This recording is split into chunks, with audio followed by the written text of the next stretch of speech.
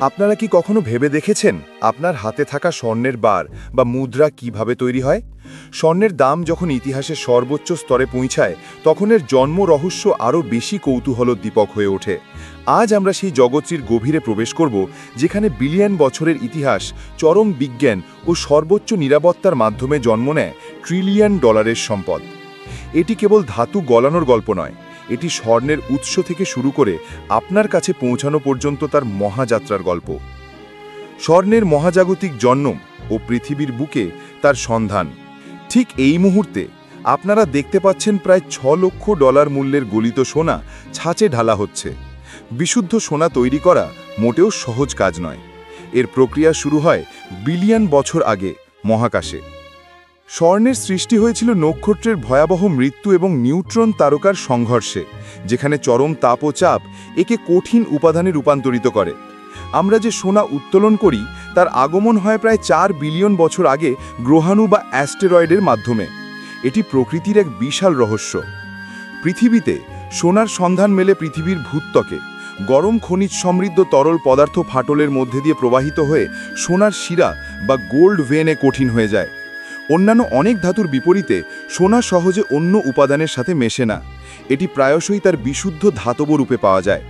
এই কারণেই স্বর্ণ ক্ষয় হয় না, মরিচা ধরে না বা বিবর্ণও হয় না।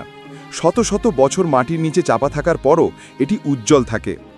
আজ মানুষ খোলা গর্তের বা ভূগর্ভস্থ খনি থেকে সোনা খনন করে এবং সায়ানাইড লিচিং, গলন এবং ইলেকট্রোলাইসিসের মতো বৈজ্ঞানিক পদ্ধতির মাধ্যমে এটিকে পরিশোধন করে। গলন, পরিশোধন ও বার তৈরির বিজ্ঞান। সময় প্রায় ৩ মিনিট। সোনার বার তৈরির প্রধান ধাপ হল গলন। এর জন্য প্রায় ২২০০ ডিগ্রি ফ্যারেনহাইট তাপমাত্রায় পৌঁছাতে সক্ষম চুল্লির প্রয়োজন। সোনাকে ত্বরণ হতে হলে কমপক্ষে ১২০০ ডিগ্রি তাপমাত্রা লাগে। এই গলিত সোনায় নাইট্রোজেন, বোরাক্স, বালি ও সোডা অ্যাশ যোগ করা হয়। এই উপাদানগুলি অপদ্রব্য বা ময়লা দূর করে এবং গলিত অবস্থাকে স্থিতিশীল রাখে। গলিত সোনার ওপরে যে কালো স্ল্যাগ বা ধাতিমল তৈরি হয় তা হলো অবসিডিয়ান, যাকে অপসারণ করা হয় বিশুদ্ধতা নিশ্চিত করার জন্য। এই ঢালাই অত্যন্ত সংবেদনশীল প্রক্রিয়া। যিনি কাজটি করেন তার থাকতে হয় দীর্ঘদিনের অভিজ্ঞতা। দেখুন, তারা বিশেষ তাপ প্রতিরোধী পোশাক পরিধান করেন, কারণ সামান্য ভুলও মারাত্মক পোড়া বা বিপুল আর্থিক ক্ষতির কারণ হতে পারে। এই কারখানাগুলি বিশ্বের সবচেয়ে সুরক্ষিত স্থানগুলির মধ্যে অন্যতম। কর্মীদের পুঙ্খানুপুঙ্খভাবে বাছাই করা হয় এবং প্রতিটি পদক্ষেপ কঠোর নজরদারিতে থাকে। কেউ একা এই মূল্যবান বারগুলি পরিচালনা করেন না। বারগুলো ছাঁচে ঢালার পর তাদেরকে দ্রুত ঠান্ডা জলে ডুবিয়ে শক্ত করা হয়।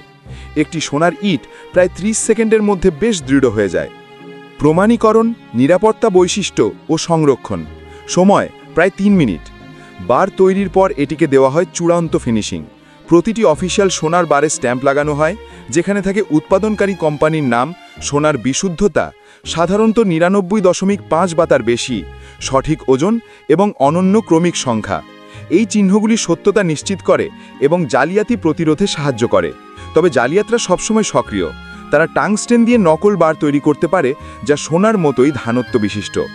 এই জালিয়াতি রোধে এক্স-রে ফ্লুরোসেন্স, আল্ট্রাসনিক পরীক্ষা ও ওজন ও আকারের সঠিক পরিমাপ ব্যবহার করে সোনার সত্যতা যাচাই করা হয়। এই বারগুলি তখন স্থান পায় ব্যাংকের অত্যন্ত সুরক্ষিত ভূগর্ভস্থ ভল্টগুলিতে। যুক্তরাষ্ট্রের মতো দেশগুলি তাদের রিজার্ভের বেশিরভাগ সোনা ফোর্ট নক্সের মতো সুরক্ষিত স্থানে রাখে। ব্যাংক বা দেশগুলির মধ্যে যখন সোনা স্থানান্তরিত হয় তখন প্রক্রিয়াটি অত্যন্ত নিয়ন্ত্রিত ও গোপনীয় হয়। এর জন্য সাজোয়া ট্রাক, সুরক্ষিত কন্টেনার এবং মাঝে মাঝে সামরিক প্রহরারও ব্যবহার করা হয়। তবে মজার বিষয় হলো, অনেক সময় সোনা শারীরিকভাবে সরানো হয় না, বরং একই ভল্টে থাকা অ্যাকাউন্টগুলির মধ্যে কাগজে কলমে মালিকানা স্থানান্তরিত হয়, কারণ শারীরিক স্থানান্তর খুবই ঝুঁকিপূর্ণ এবং ব্যয়বহুল। সোনা কেবল একটি মূল্যবান ধাতু নয়, এটি সুরক্ষা, বিজ্ঞান ও প্রযুক্তির এক অসাধারণ নিদর্শন। বিলিয়ন বছরের যাত্রা পেরিয়ে আসা এই সম্পদকে আপনার হাতে পৌঁছে দিতে যে জটিল প্রক্রিয়া কাজ করে তা সত্যিই বিস্ময়কর। দ্য রিভিল মাস্টারের এই তথ্যবহুল যাত্রা কেমন লাগলো? সোনা এবং তার রহস্য নিয়ে আপনার কোনো প্রশ্ন থাকলে কমেন্টে জানাতে ভুলবেন না। এমন আরও রোমাঞ্চকর তথ্য জানতে চ্যানেলটি সাবস্ক্রাইব করে আমাদের সাথেই থাকুন। ধন্যবাদ।